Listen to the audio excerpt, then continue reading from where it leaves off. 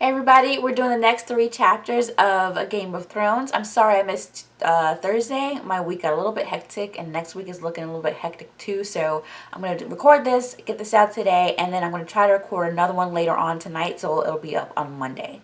Okay, so we are doing Bran's chapter. Bran's new saddle that Tyrion designed for him is now ready. And so Bran, Robb, Theon, Maester Luwin, and a bunch of other people are going out for a ride so he can get some time outside of the gates. He, of course, wanted to go out with just Robb, but the Maester and the head of the horse master, whatever, thought it would be a better idea if there were people around just in case he fell off. Someone would be there to help him, which makes sense. I mean, he is only 8 years old. He's a boy. And he might fall. It's his first time on saddle. Kids just don't think anything will ever happen to him. This kid just had stuff happen to him, and he's still like, I'll be fine. So they're out on their ride. They have their direwolves with them. People in the town are usually used to seeing the direwolves, but some of them, of course, are naturally scared of them because they're freaking huge. Theon is with them, and he starts talking about a prostitute in one of the brothels, and Robb's like, dude, my 8-year-old brother's here. Chill the hell out. He's just so... Theon is just so... Oh, he doesn't take anything seriously. I don't understand how Ned didn't recognize that and have some sort of talk with him, because he's his ward. I mean, it's one thing to have a personality of, lightheartedness, but he is just vile. They're out walking. They decide to go faster and they start galloping, and Bran's excited because he can actually ride and he feels the wind and yay, yay, yay. They begin talking about their direwolves and how both Summer and Grey Wind were howling in the night, and Robb's like, you're 8 years old. I don't know exactly what I can talk to you about. And Bran says, I'm 8. You can talk to me about things. He's getting older. Not to mention he's had this fall. It kind of makes you mature a little bit. You see life in a different way, even if you're 8 years old. They're having a discussion, and someone brings them a note from a raven telling them that Jory has died and that their father is injured. They are naturally very upset about this, and he asks if Maester Luwin thinks they should call the banners. Theon makes this comment about the Maester being old or whatever, and Bran comments that their father always listened to the counsel of other people. And Robb says he, of course, will do that too. Theon, shut up. Bran wants to turn around and go back home, but they have to find the direwolves first, so they set off to find them. Robb has to leave him at one point to go look for the wolves because they're out somewhere hunting things. Bran is there by himself, and a group of wildlings come over and notice that he's a kid on a horse by himself and that he's a lord, and they decide to rob him. They notice he can't get off of the horse. The woman who's with them asks if he's a cripple. He says he's a Stark. The woman says that Mance would be happy to have a Stark, and she suggests that they take him back to Mance. And the one guy is like, do you really want to go back there? Meaning the other side of the wall. Because obviously they just fled whatever they were trying to get away from. One of the men slashes at the strap holding Bran in, and it cuts Bran's leg. He, of course, doesn't feel it.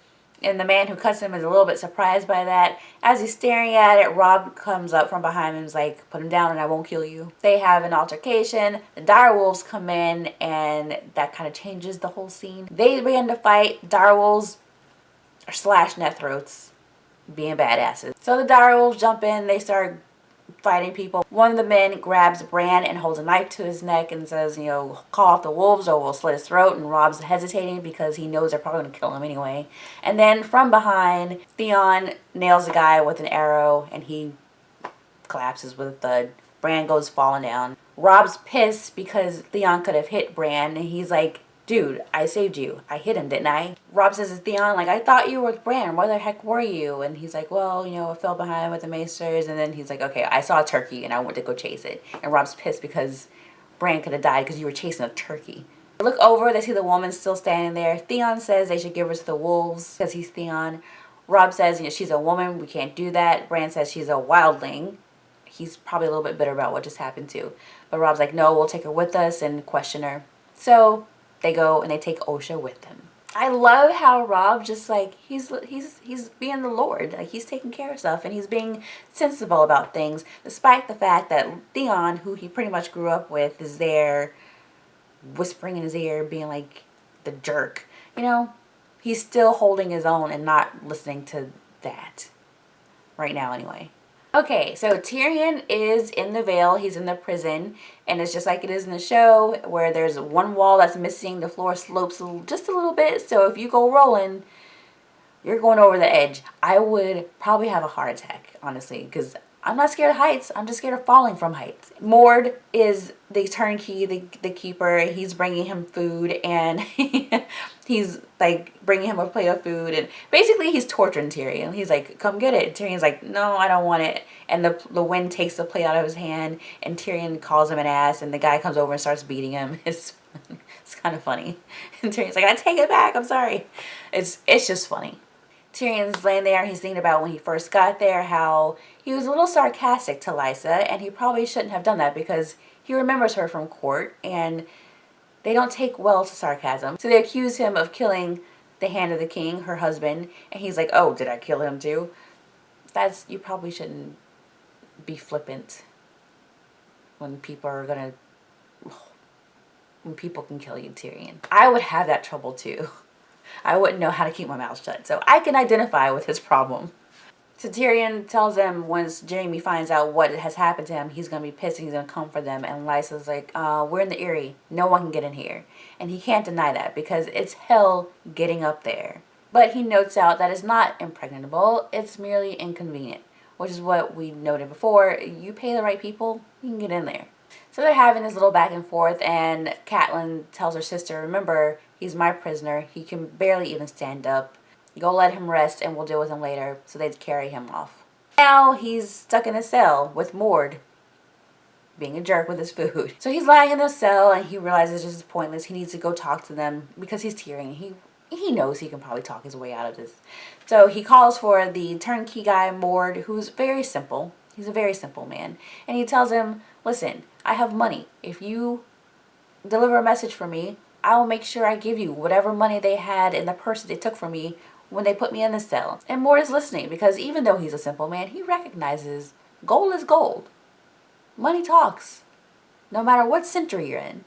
Mord delivers a message. They send for him. Tyrion comes before the court, which is pretty much just Lysa and Catelyn and little sick kid.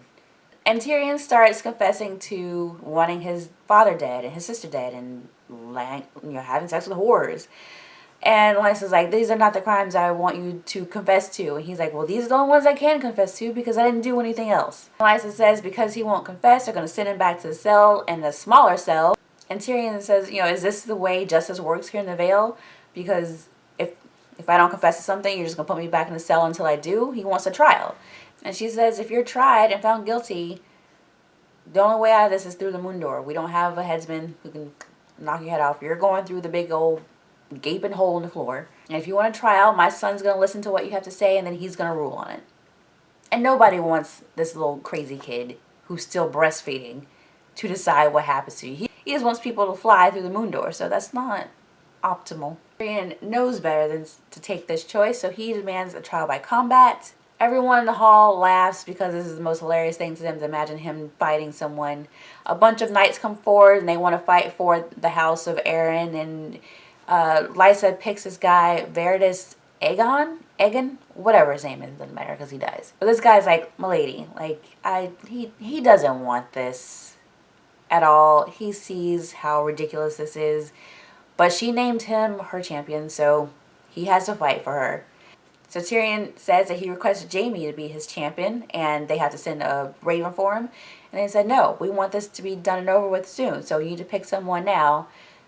The hall is quiet, of course, because no one wants to fight for him. And then Bran steps forward like, "I'll fight for him." I love that scene in the show, by the way, because Bran just stands there and just like, "I'll do it."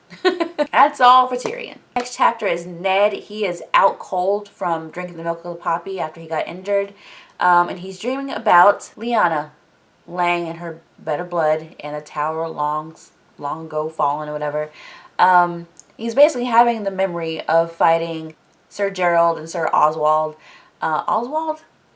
I was thinking of the cartoon. The kid. Anyway, they had an interaction, and the three White Cloaks are saying if they had been at the Trident where Rhaegar fell, that never would have happened because they're the three badasses. And Ned said, "Well, hey, I looked for you and you weren't there, but oh well." Ned said he thought they would have fled with William Derry and the Queen with Prince Varys to Dragonstone. But they're like, he's not a Kingsguard. We are. And we swore a vow. And they're having this back and forth, and Lyanna yells his name from the tower. And then he kind of slowly comes out of this dream and realizes he's in the bed and someone else is calling him. Poole is there. He's taking care of Ned and tells him that Robert wants to see him as soon as he wakes up. Ned asks about his daughters. They said Sansa and Arya have both been at his bedside every day. Arya hasn't said a word. She's so pissed. I love her. So Robert and Cersei come in. Cersei off the cuff is like, your wife took my brother. Make her come back. Ned says that she was acting on his orders. They talk about all the men that died on the road this morning. Robert says he won't have any of this nonsense. Ned said Catelyn had good reasons for taking Tyrion. Cersei's pissed off about it. Ned says, you know me better than to just start something for no reason. Ask Littlefinger because he was there. Robert says Littlefinger says you were coming back from a whorehouse. And Ned's like, yeah, I was coming back from a whorehouse to see the mother of the child that you fathered, who looks just like the girl that you fathered in the Vale a long time ago. Cersei's like, I can't be listening to any of this. And Ned says, hey, you're not going to like anything I have to say, woman. He wants permission to have Jaime brought back to answer for what he did. And Robert is like, you both killed each other's men. This is done. I'm sick of this crap. Cersei's mad and saying that Ned is dishonoring Robert with every breath he takes, and Aerys wouldn't have stood for this. And Robert tells her to hold her tongue because she's talking too damn much.